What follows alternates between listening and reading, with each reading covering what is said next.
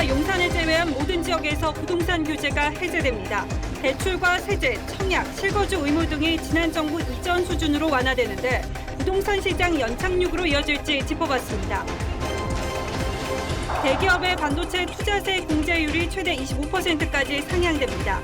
대통령 지시 나흘 만에 기재부가 입장을 선회한 건데 세수 감소에 충분한 검토가 이뤄졌는지에 대한 의문도 나왔습니다. 윤석열 대통령이 개각설을 일축했습니다. 개각은 오는 3월 국민의힘 전당대회 이후가 될 것으로 보입니다. 공건현 시신을 강가에 내다버렸다고 주장했던 이기영이 땅에 묻었다고 진술을 바꿨습니다. 매장지 인근에서 수색 작업이 이뤄졌습니다. 어제 중국에서 들어온 입국자 5명 중 1명이 확진된 걸로 나타났습니다. 질병청의 코로나 관리 시스템 먹통으로 지자체가 중국에서 들어온 장기 체류자 소재를 파악하지 못하고 있습니다. 브로커를 통해 군 면제를 받은 20대를 만났습니다. 1,500만 원을 들여 컨설팅을 받았고 6개월 만에 면제됐습니다. 테슬라가 한 번 충전으로 주행할 수 있는 거리를 최대 2배 가까이 부풀린 것으로 나타났습니다. 공정위가 과징금 28억여 원을 부과했습니다.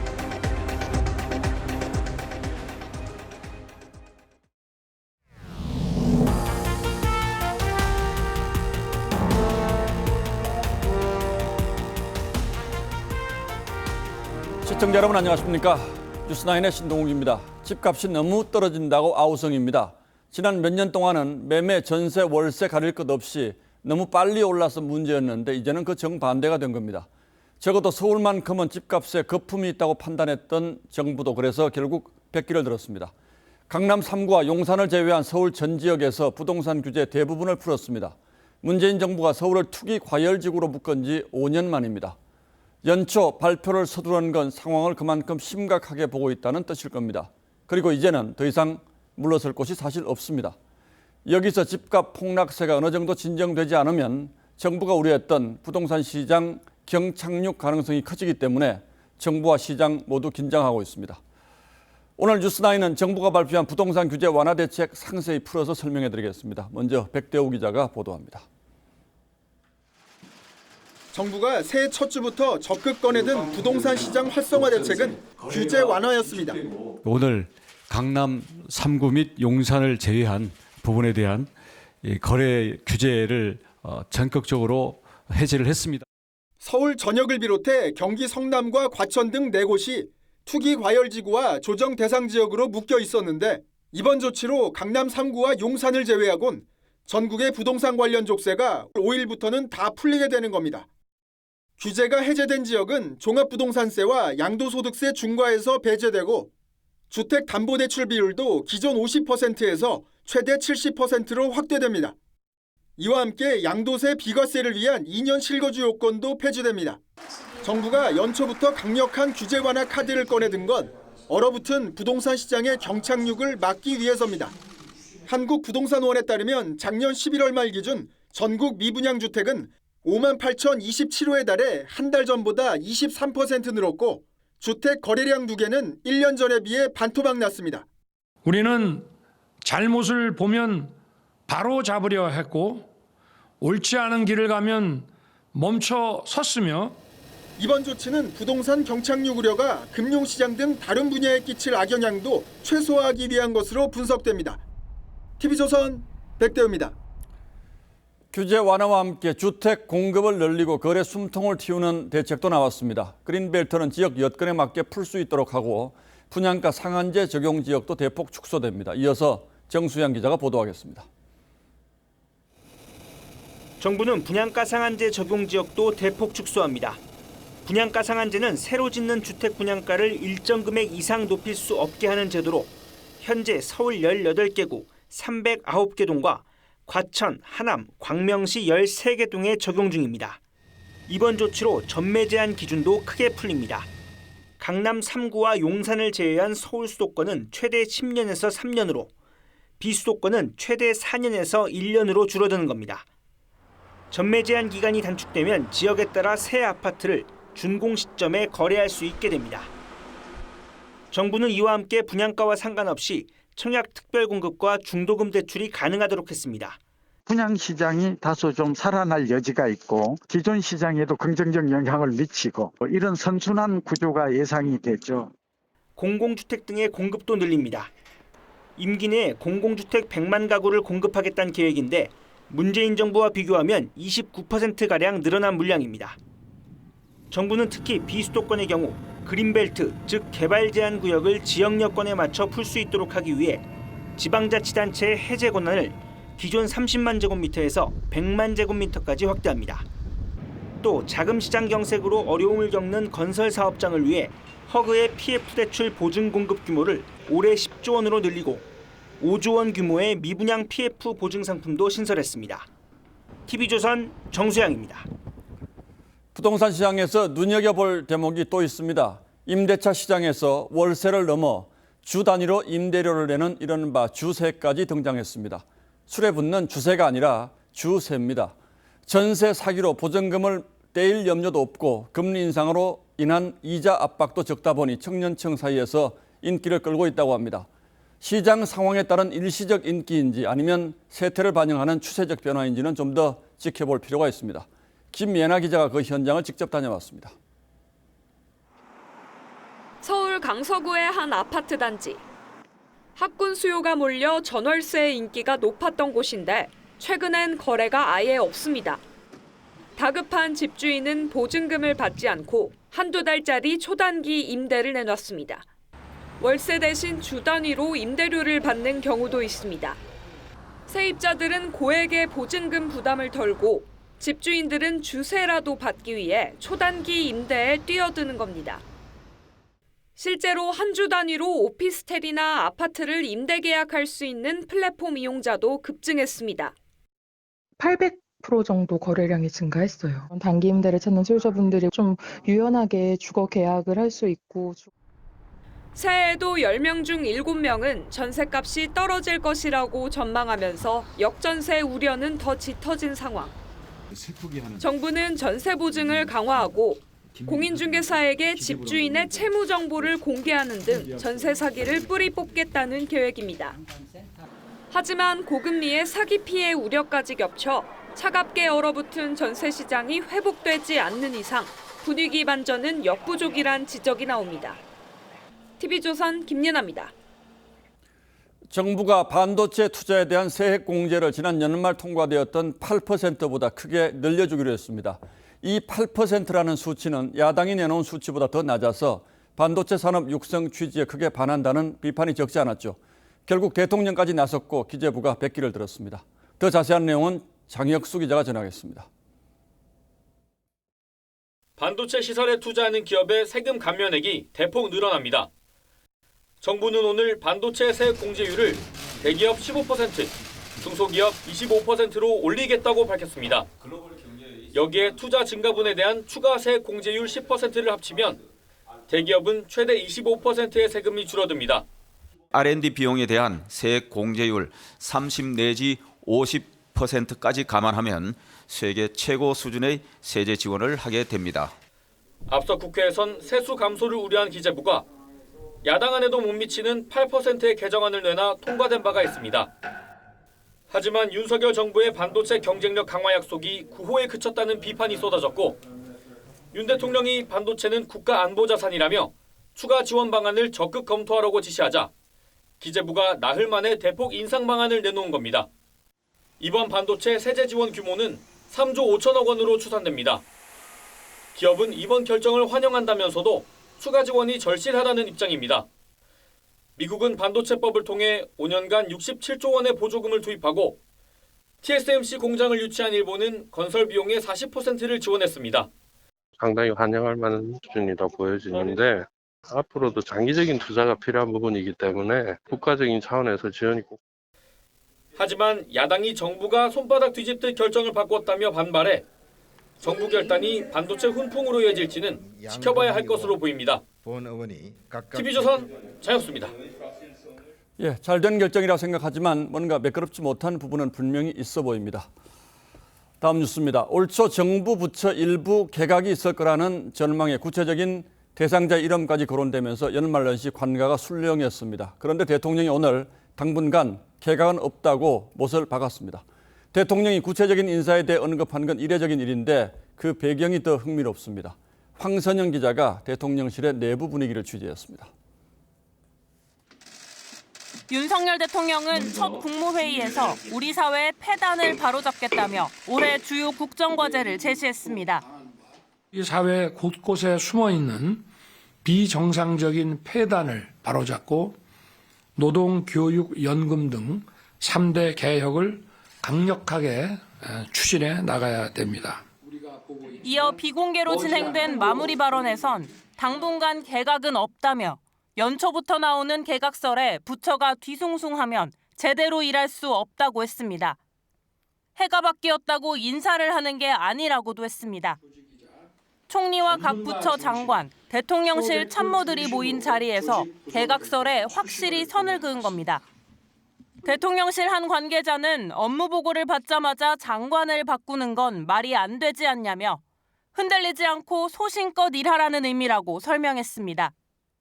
개혁과제와 국정과제에 대해 구체적인 실행 방안과 로드맵을 만들고 수시로 저와 대통령실에 보고해 주기 바랍니다. 여권에선 3월 8일 국민의힘 전당대회를 앞두고 개각을 하면 인사청문회 등으로 여권의 수세적인 국면이 만들어질 수 있다는 점까지 고려한 거란 해석이 나옵니다.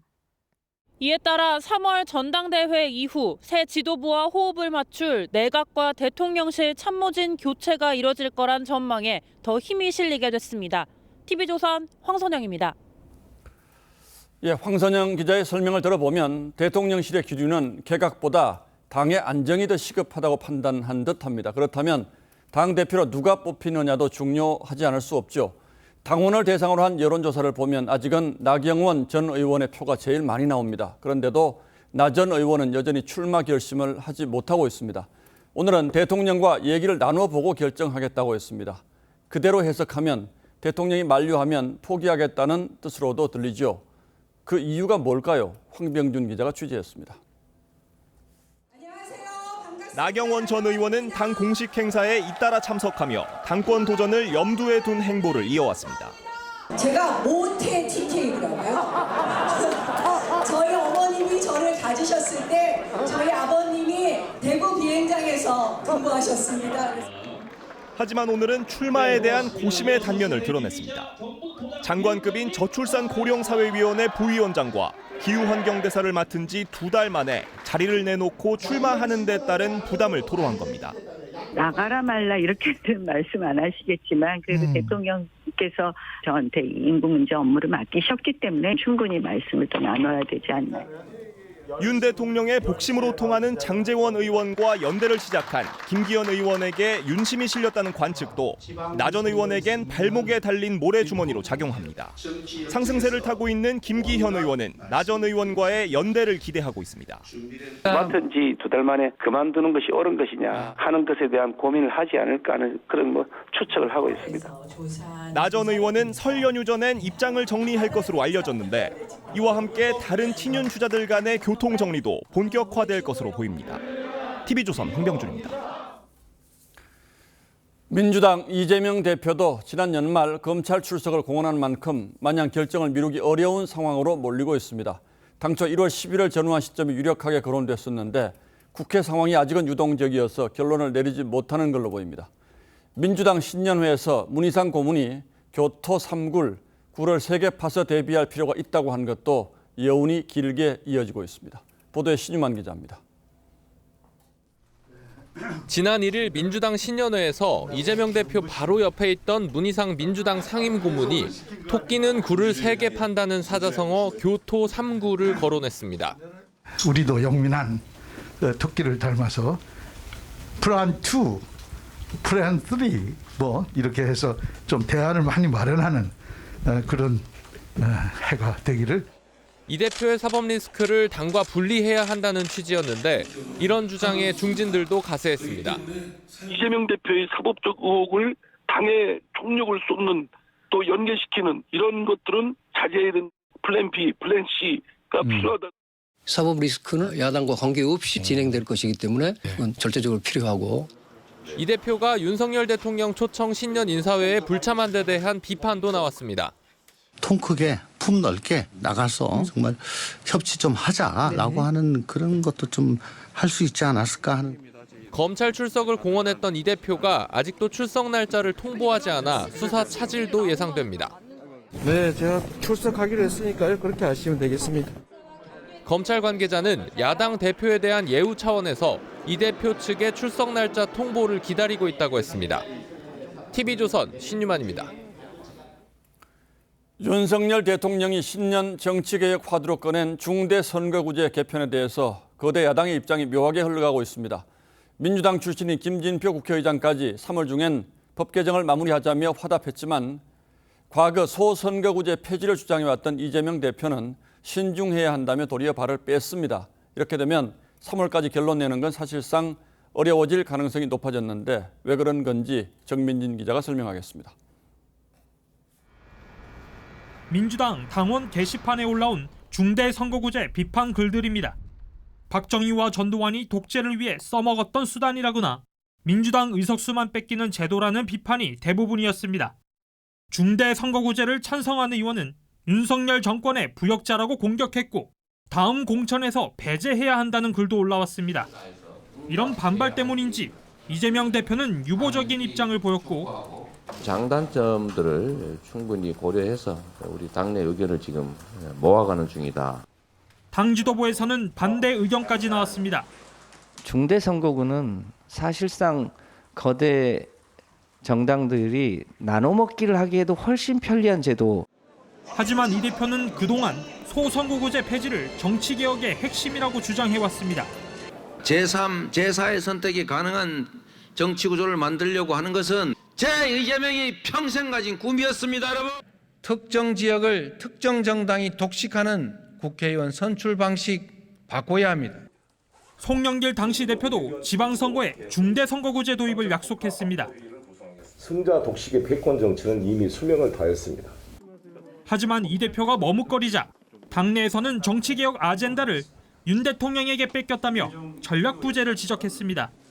반면 여당은 논의를 시작하기로 했습니다. 정개특위위원들을 중심으로 1차 논의를 이어가고 필요하다면 정책의총을 열어서 우리 당의 입장을 정하도록 하겠습니다. 민주당이 찬성하지 않으면 선거구제 개편이 불가능하다는 측면에서 이번 논의에 탄력이 붙기는 쉽지 않을 거란 전망도 나옵니다.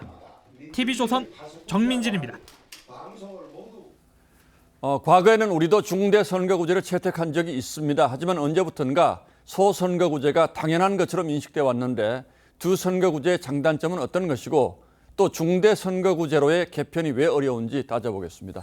자, 홍영 기자, 우선 중대 선거구제라는 게 어떤 겁니까? 네, 현행 국회의원 선거는 지역구 한 곳에서 의원 한 명을 뽑는 방식입니다. 예. 중대 선거구제는 한 지역구에서 여러 명을 뽑기 때문에 이 소선거구제에서 낙선하는 2, 3등 후보도 당선할 가능성이 생깁니다. 이 사표를 최소화하고 군소정당의 기회가 늘어난다는 장점이 있습니다. 그렇다면 가정에서 현재 소선거구제로 나눈 지역구를 중선거구제로 바꾼다면 어떻게 됩니까?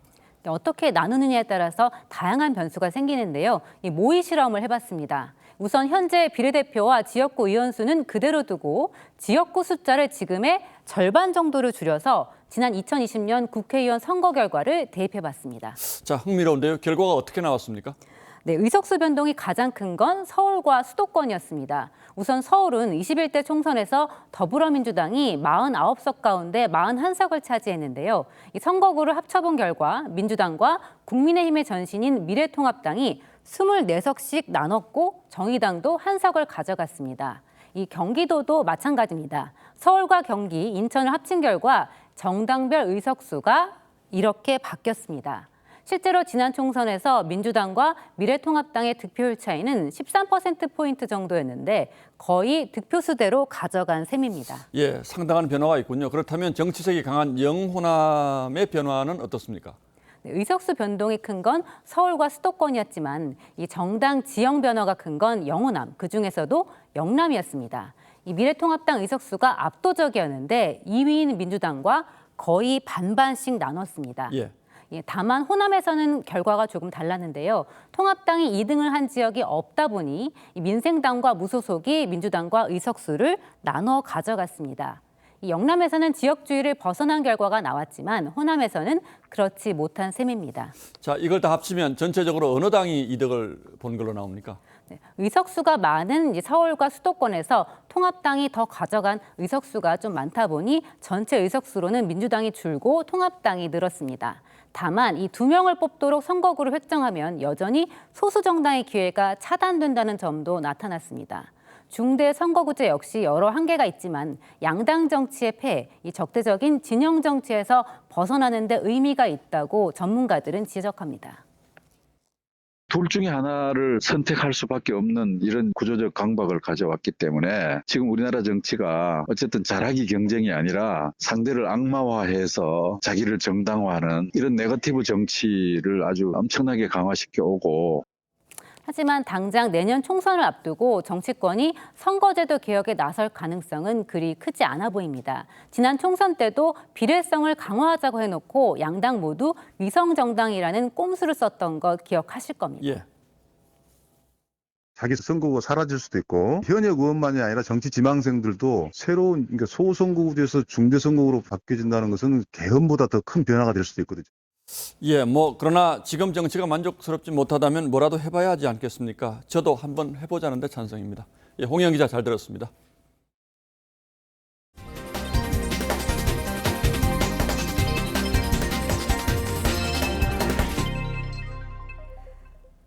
두 건의 살인을 저지른 이기영이 동거녀 시신을 유기한 장소를 번복했습니다.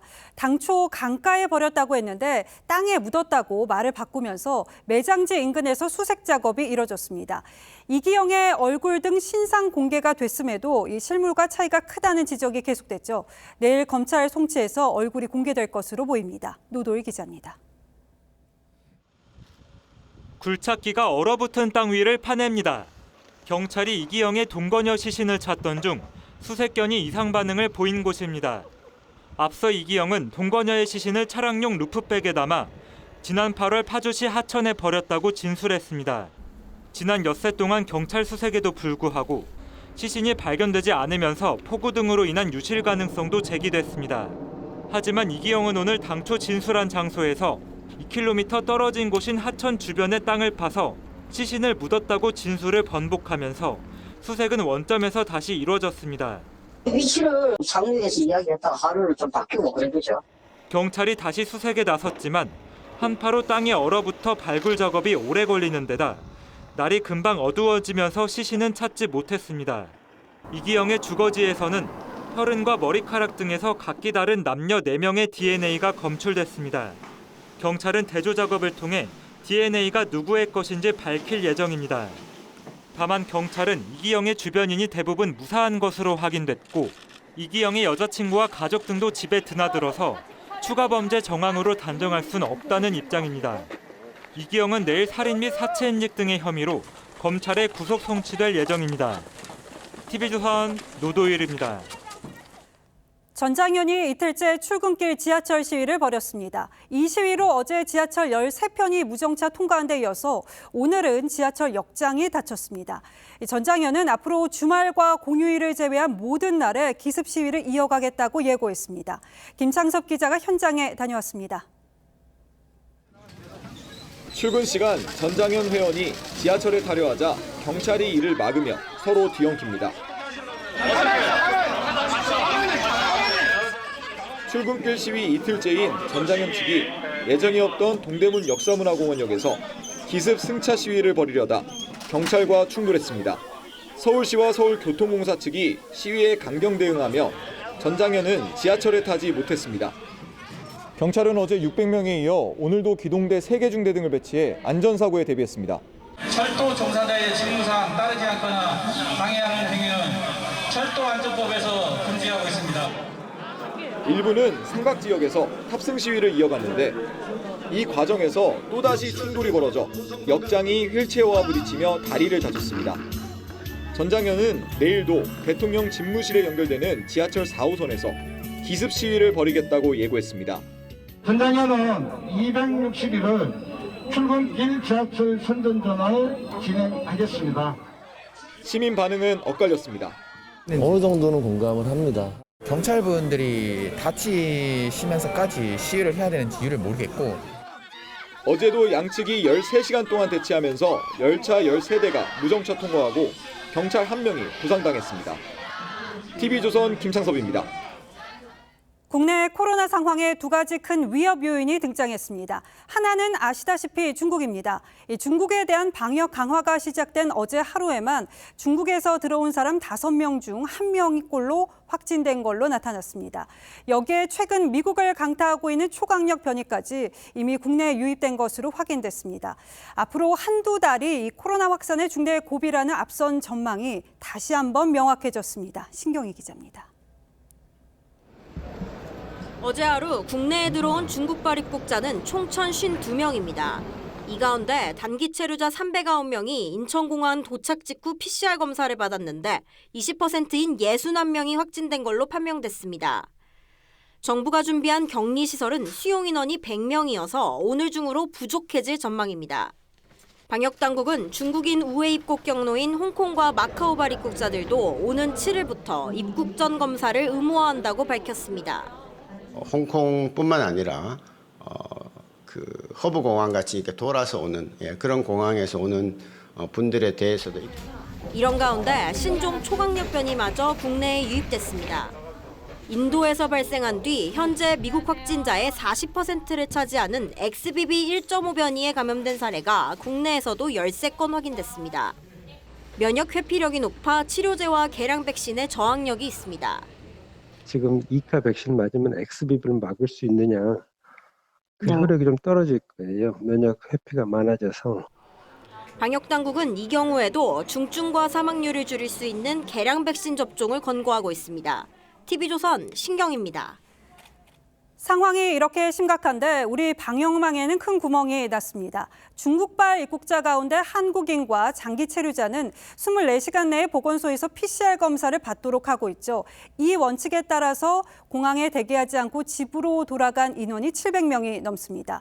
그런데 이들을 검사해야 할 보건소는 중국발 입국자가 누군지도 파악하지 못하고 있었습니다. 왜 이런 일이 벌어지고 있는 건지 차정승 기자가 서울시내 한 보건소를 다녀왔습니다. 질병관리청의 코로나19 정보관리 시스템입니다.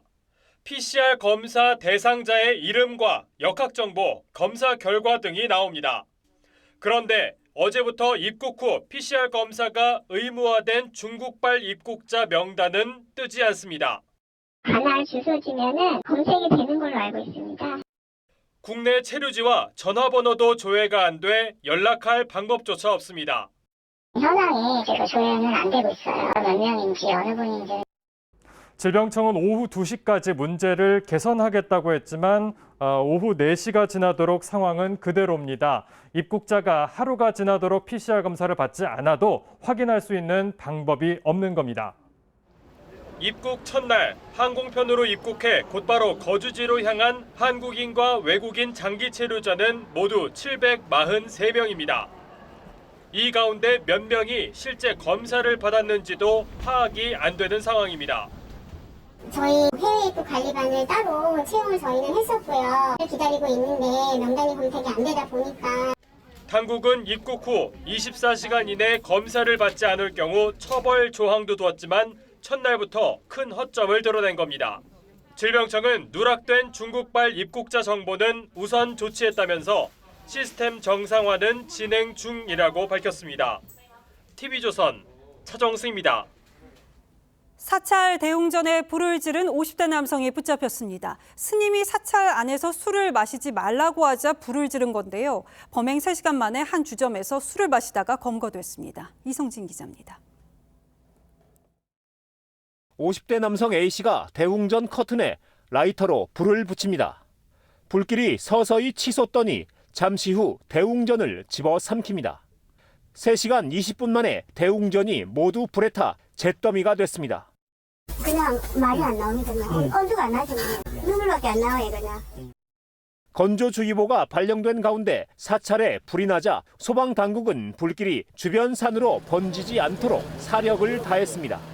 사방면에서 연소 확대 저지 주력하면서 산불로 아직 연소 확대되지 않도록 노력했고 대웅전에 불을 지른 A씨는 범행 3시간 만에 거제 시내의 한 주점에서 붙잡혔습니다. 경찰 조사 결과 A씨는 사찰에서 제공하는 점심을 먹으면서 음주를 하려다 스님이 이를 제지하자 앙심을 품고 범행을 저지른 것으로 드러났습니다. 최근 사찰 내 식당에서 술을 마시려다가 제지를 당한 적이 있었는데 이 앙심을 품고 A씨는 평소 거주 지역에서 술만 취하면 폭력을 휘두르는 주폭으로 알려졌습니다. 경찰은 A씨에 대해 현주 건조물 방화 혐의로 구속영장을 신청할 계획입니다. TV조선 이성진입니다. 가짜 서류를 이용해서 서민 주거안정 전세자금 대출금을 100억 원 가까이 챙긴 일당 60여 명이 붙잡혔습니다. 대출에 동원된 임차인과 임대인 모두 허위였는데 제도를 운영하는 정부도 또 은행도 이들을 걸러내지 못했습니다. 안윤경 기자가 취재했습니다. 경찰이 호텔에서 남성을 검거합니다. 대출 자금 혐의로 대통령탕이 발부됐어요. 가짜 계약서로 서민 주거안정 전세금을 빼돌려온 A씨입니다. A씨 등 일당은 한국주택금융공사가 보증하는 서민용 전세자금 대출이 신원 확인에 허술하다는 점을 노렸습니다.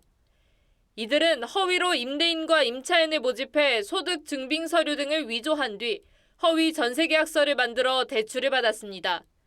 총책과 중간책, 모집책 등으로 역할을 나누는 등 조직적으로 활동했는데 주변 지인까지 끌어들여 다단계 방식으로 범행을 저질렀습니다. 2021년 1월부터 지난해 10월까지 45회에 걸쳐 대출받아 빼돌린 돈이 100억 원에 달했습니다. 형식적인 심사를 거쳐서 쉽게 대출이 실행된다는 점을 악용한 것으로. 공사 측은 대출 취급에 허점을 정비하는 등 적극 대응할 예정이라고 밝혔습니다. 이번에 검거된 인원은 모두 63명으로 이 가운데 7명이 구속됐습니다. 경찰은 이들의 허위 대출이 더 있을 것으로 보고 달아난 대출 실장을 쫓고 있습니다. TV조선 안윤경입니다. 물가 고공행진으로 외식 물가도 크게 올랐죠. 이 직장인 사이에서는 점심값으로 2만 원도 부족하다는 푸념이 나옵니다. 월급이라도 올랐으면 좀 나을 텐데 지난 한 해 정말 찔끔 올라서 물가 대비 따지자면은 감소입니다. 점심값이 치솟는 런치플레이션에 이어서 다음은 또 뭘 걱정해야 하는지 걱정입니다. 윤재민 기자입니다. 직장인들이 많이 찾는 서울 여의도의 한 상가 건물입니다. 냉면은 10,000원, 갈비탕은 15,000원에 팔고 있습니다. 삼계탕도 한 그릇에 15,000원이고 분식집 김밥도 5,000원입니다.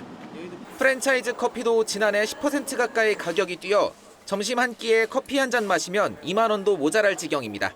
한 5일 중에 한 4일 정도는 대부분 사내 구내식당에서 식사를 하는 것 같습니다. 한 달에 적어도 한 20만 원 이상은 세이브 되는 것 같습니다. 지난 한 해 외식 물가는 7.7% 올랐습니다. 반면 직장인들 월급은 0.1% 오르는데 그쳤습니다. 월급은 그대로인데 물가가 오르다 보니 실질임금은 지난 4월부터 7개월째 계속 떨어지고 있습니다.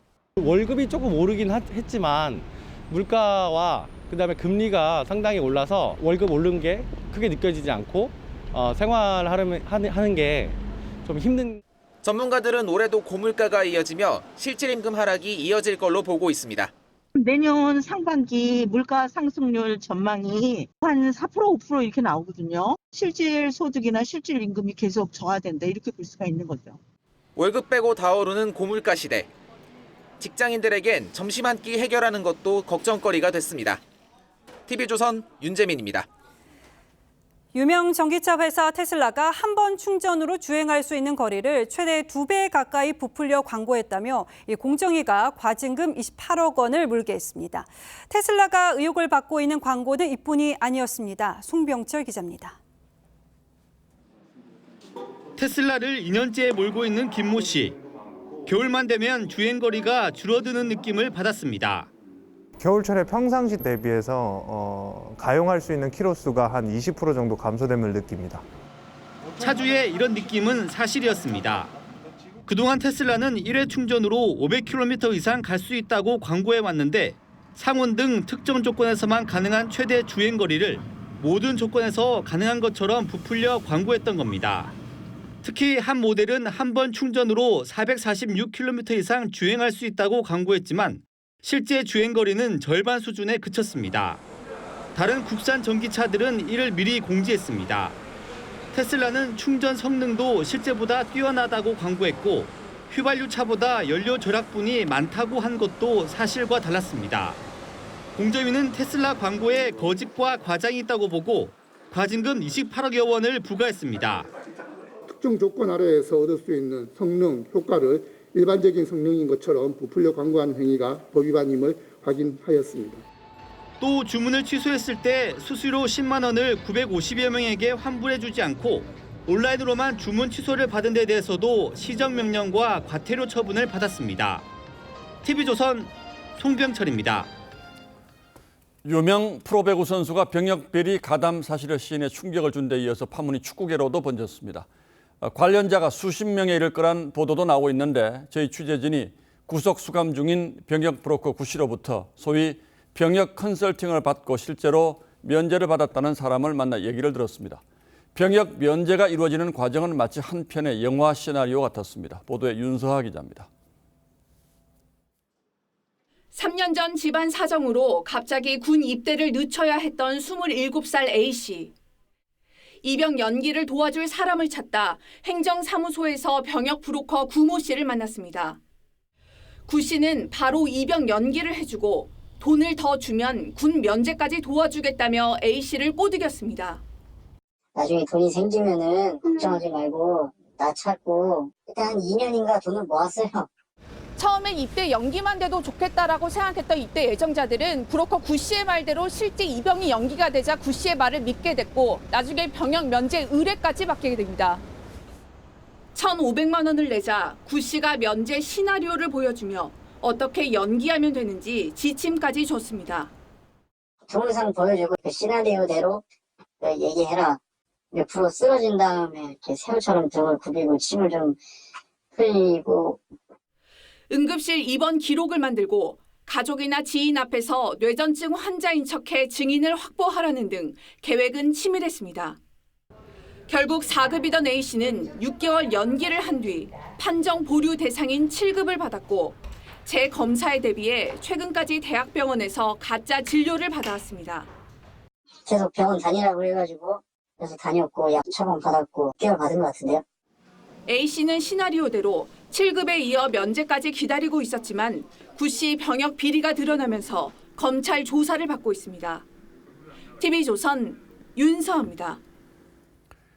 병역 브로커 구 씨는 병역 면제에 성공한 유명 운동선수와 연예인들 명단까지 보여주면서 희망자를 모집한 걸로 드러났습니다. 특정 병원과의 유착 가능성도 제기되고 있습니다. 이어서 장동욱 기자가 보도합니다. 스스로를 병역의 신이라 불렀던 병역 브로커 구모 씨. 의뢰인을 만나 상담할 때면 자신의 병역 면제 작업을 도와준다며 의사와의 친분을 내세웠습니다. 특히 유명 대학병원 의료진을 구체적으로 거론하며 의뢰인의 환심을 샀다는 겁니다. 의사들 여럿을 보여주더라고요. 근데 뭐 골프 치고 막 한다. 뭐 서울 무슨 뭐 어디 배우고 뭐 다 알고 있던데. 병역 면제 실적도 과시했습니다. 직접 5급 면제 판정을 받게 해줬다며 유명인들을 줄줄이 언급하며 관련 서류를 보여줬다는데 여기에는 아이돌 가수와 유명 래퍼 등 연예인은 물론 운동선수까지 포함됐습니다. 확실히 기억나는 거는 나 배구도 엄청 많아요. 정말로. 뚜껑 그 노트북 가방 있죠. 꽉 차고 막 그렇게 들고 다녔어요. 병역 비리를 수사 중인 검찰은 구 씨의 자료를 확보해 분석하고 있습니다. 수사선상에는 연예인과 운동선수 외에도 법조계와 정관계 고위 인사의 가족도 다수 포함된 것으로 알려졌습니다.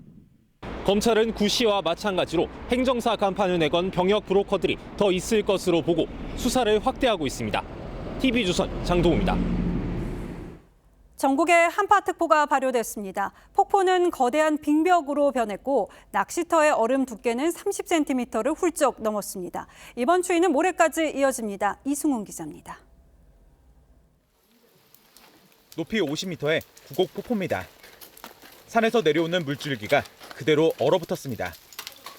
절벽마다 뾰족한 고드름이 솟았고 폭포 아래로 흐르던 계곡물도 얼음으로 변했습니다. 강추위에 폭포가 꽁꽁 얼어붙으면서 이렇게 빙벽 등반도 가능해졌습니다. 저희는 아주 즐겁죠. 저희 입장에서는 이 빙지를 좀 단단하게 얼려주는 겨울이 되면은 저희들은 그 엔돌핀이 솟는다고 할까요? 아주 그냥 좋습니다. 산천어 축제가 열리는 화천천도 빙판으로 변했습니다. 최강 한파에 얼음 두께가 30cm를 넘으며 천공기로도 완전히 뚫지 못할 정도입니다. 평균 33cm 정도 되고 있고요. 이제 한파가 오고 있고 그러다 보니까는 축제 시작될 때는 한 35cm 이상은 올 것 같고요. 오늘 아침 기온은 평창 영하 21도, 춘천 영하 13.8도, 서울 영하 9도 등 전국에 한파가 몰아쳤습니다. 시골 마을 곳곳에 지하수 수도관이 얼어붙어 주민들이 물을 직접 길러다 쓰는 불편도 겪었습니다. 상수도가 지금 나온 게 이제 지하수 물은 다 얼었어요. 근데 허리가 좀 아파도 근데 지르다가 써야죠. 뭐 어때요? 이번 추위는 모레까지 이어진 뒤 토요일부터는 평년 기온을 회복할 전망입니다. TV조선 이승훈입니다. 새해에도 우크라이나의 포성은 멈추지 않고 있습니다. 러시아가 점령한 도네츠크의 러시아군 임시 주둔지에서 미사일이 날아들어 러시아군 60여 명이 숨졌습니다. 우크라이나는 러시아 장병들의 휴대전화 신호를 추적해서 타격한 것으로 전해졌습니다. 박상준 기자입니다. 건물 흔적은 오간되었고 잔해 더미만 널려 있습니다. 러시아군 임시 숙소가 미사일 공습에 완전히 무너진 겁니다. 러시아군은 미군이 우크라이나에 제공한 하이마스가 날아들었다며 피해 사실을 먼저 밝혔습니다. В результате поражения 4 ракетами с фугасной головной частью пункта временной дислокации погибло 63 российских военнослужащих. 우크라이나는 공습 사실을 인정하며 사망자가 최소 400명에 육박할 것이라고 말했습니다. 러시아 장병들의 휴대전화 신호를 추적해 정밀 타격한 것으로 알려졌습니다. 31 грудня в районі зосередження у населеному пункті Макіївка Донецької області було знищено та пошкоджено. 러시아 역시 드론 공습을 사흘째 이어갔습니다. 수십 대의 자폭 드론 공격을 받은 키이우는 일부 지역 전기가 끊겼고 헤르손 등에서도 최소 5명이 숨졌습니다. може бути на виснаження наших людей, нашої ППО, нашої енергетики. 새해에도 양보 없는 치열한 공방에 전쟁 격화 우려가 나오는 가운데 우크라이나는 다음 달 3일 키이우에서 유럽연합과 정상회담을 열기로 했습니다. TV조선 박상준입니다. 아이돌 가수부터 세계적인 할리우드 배우까지 미술에 빠진 연예인들이 많습니다. 전시회를 열 정도로 진지하게 미술 작업에 매진하고 있는데요. 이들이 미술에 빠진 이유는 뭘까요? 이정민 기자입니다. 목 위 얼굴이 보이지 않는 기린. 자기 욕망의 높이를 가늠할 수 없어서 목 위를 그리지 않았습니다. 국내 첫 개인전을 연 가수 송민호에게 그림은 잠재된 끼를 발산하는 분출구입니다. 끼를 분출을 해야 되는데 그 분출이 안 되고 쌓여 있을 때 끼를 분출할 수 있는 부분들을 찾다가 그림으로 이제 분출을 서로 총을 겨누며 뒤엉킨 남성들. 핀란드 사라힐덴 미술관에서 조각가로 데뷔한 영화배우 브래드 피트의 작품입니다. 안젤리나 졸리와의 이혼 후 도예와 조각을 배운 피트에게 창작은 자신을 돌아보는 성찰입니다. Still about self-reflection. It's about where have I gotten it wrong in my relationships? Where have I misstepped? Where am I complicit? 배우 하정우, 가수 조영남, 김창완, 솔비 등 왕성한 미술 창작 활동을 하는 연예인들이 늘고 있습니다. 대중문화 예술가들은 앞에 나와서 예술 활동을 할 때는 화려하지만 그 활동이 끝나고 나면은 굉장히 허전한 그런 느낌을 많이 받거든요. 힐링 차원에서 미술을 하는 거죠. 팬들의 사랑이 큰 만큼 정신적 스트레스도 자아 성찰의 고민도 많은 스타들. 미술이라는 거울을 통해 자신을 들여다보고 있습니다. TV조선 이정민입니다.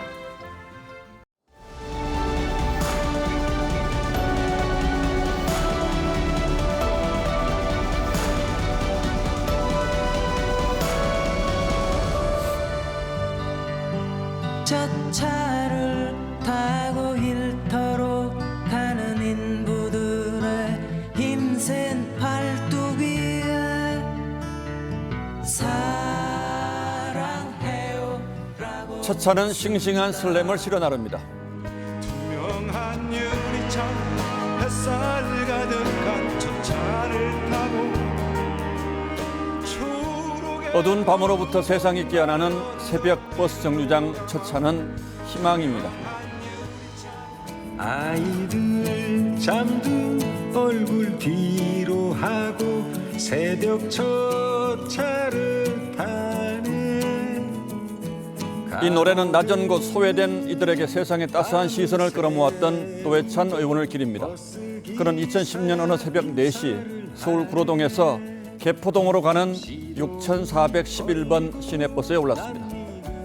지하철 첫 차보다 1시간 앞서 강남 빌딩가로 출근하는 청소, 경비, 건설 노동자들로 버스는 늘 만원입니다.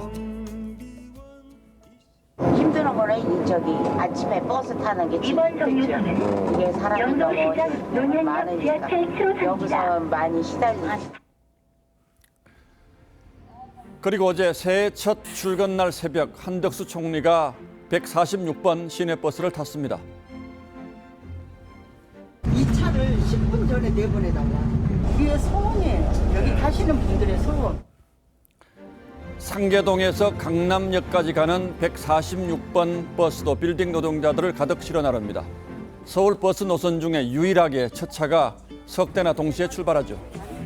사무실 직원들이 나오기 시작하는 아침 대여섯 시까지 청소를 마치려면 1시가 바쁘기 때문입니다. 그리고 강남역에 내려서도 건물까지 냅다 뛰곤 한답니다. 노회찬이 투명 인간이라고 했듯 되도록 직원들 눈에 띄지 않아야 하는 새벽 노동자들의 비애 같은 것이죠. 그래서 첫 차를 4시 5분에서 3시 55분으로 단 10분만 당겨달라는 게 오랜 소원이었습니다. 한 총리가 이달 안에 15분을 앞당길 수 있겠다는 소식을 전하자 환호가 터졌다고 합니다. 보는 시선에 따라서 한 총리의 행보는 고위 인사의 판에 박힌 새해 첫 일정으로 비칠지도 모르겠습니다. 더 빨리 운행되는 버스를 타고 더 긴 시간 노동을 하게 하는 것은 결코 미담이 될 수 없다는 논평도 나왔습니다. 하지만 시간에 덜 쫓기고 더 편안하게 출근하고 싶다는 그 작은 소원에까지 굳이 정치색을 입혀야 했을까요? 적어도 저는 승객 한 분의 이 말이 가슴 깊이 와닿았습니다. 146번이 정말 고맙고 감사해요. 한 총리도 새벽 4시에 출근하면서도 일터가 있어 행복하다는 아주머니 말씀에 뭉클했다고 했습니다. 근면 성실한 소시민들의 힘으로 대한민국이 지탱하고 있음을 다시 한번 느꼈다고 했죠. 그 깨달음만으로도 한 총리의 새벽 걸음은 값을 하고도 남을 겁니다. 새벽 만원 버스 풍경을 새삼 널리 알린 것은 덤치고는 큰 덤이고요. 1월 3일 앵커의 시선은 146번 버스를 아십니까?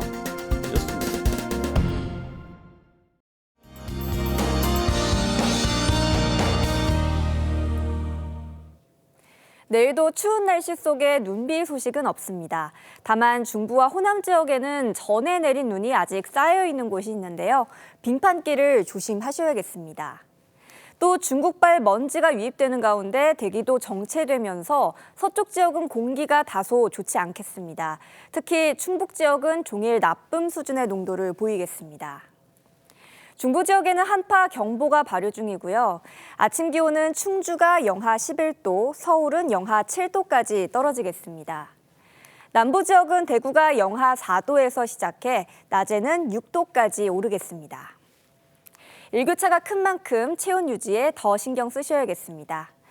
모레까지는 이렇게 추운 날씨가 이어지겠고요. 금요일 밤부터 토요일까지 전국 대부분 지역에 비나 눈이 오겠습니다. 날씨였습니다. 1월 3일 화요일 뉴스9은 여기서 모두 마치겠습니다. 시청해주신 여러분 고맙습니다.